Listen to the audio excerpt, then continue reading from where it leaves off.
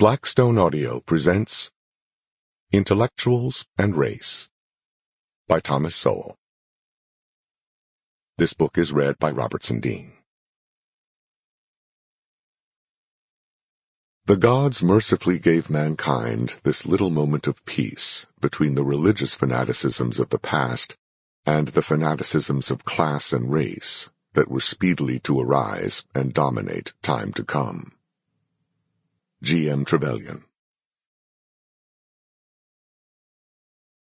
Introduction. Intellectuals have had a powerful effect on racial and ethnic issues in countries around the world for at least the past 100 years, and there is no sign that their influence will not continue, for better or worse, in the generations ahead. Even within a given country, such as the United States, that influence has been exercised in diametrically opposite directions at different times, promoting racial segregation and eugenics in the early 20th century, and then civil rights and affirmative action in the later decades of that century. In other countries and in different eras, intergroup differences have led to even more varied and extreme consequences, including outright civil war and mass murder. Such issues and patterns will be explored in the chapters that follow. Most, but not all of these chapters first appeared in a special section on race that was added to the revised edition of a much larger and more sweeping study, Intellectuals and Society.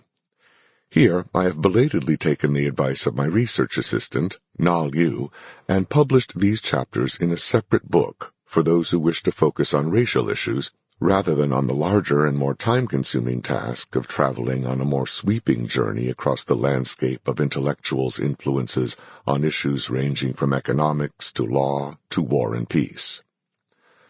New chapters have been added to this book, including the last chapter exploring current trends, in hopes of discerning their implications for the future. The chapters that precede this effort to foresee what lies ahead should tell us enough about what has already happened to make it obvious how large are the stakes and how difficult the choices facing this generation and those that will follow.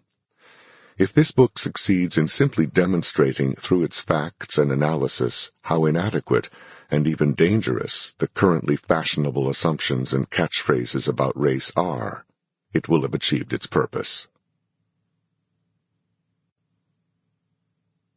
Chapter 1. Questions about Race. Like many things that people are reluctant to discuss in polite society, or to discuss honestly, race is too important to be ignored, or, worse yet, Sample complete. Ready to continue?